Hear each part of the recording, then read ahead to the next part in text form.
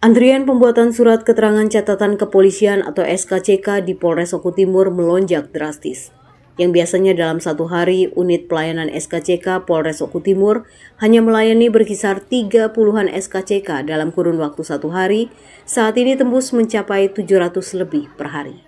Antrian pembuatan SKCK tersebut mulai terasa dari hari Jumat 12 September 2025 kemarin.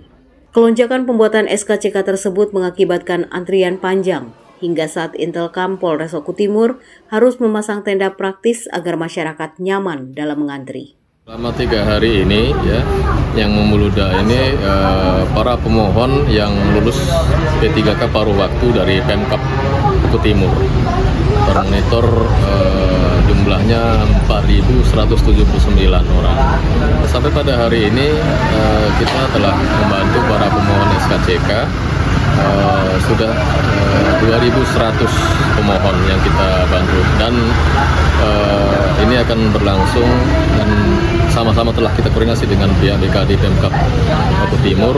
Mereka diberikan keleluasaan sampai dengan tanggal 22 September, itu hari Kamis nanti. Dari Oku Timur, Jatmiko Francisco, iNews melaporkan.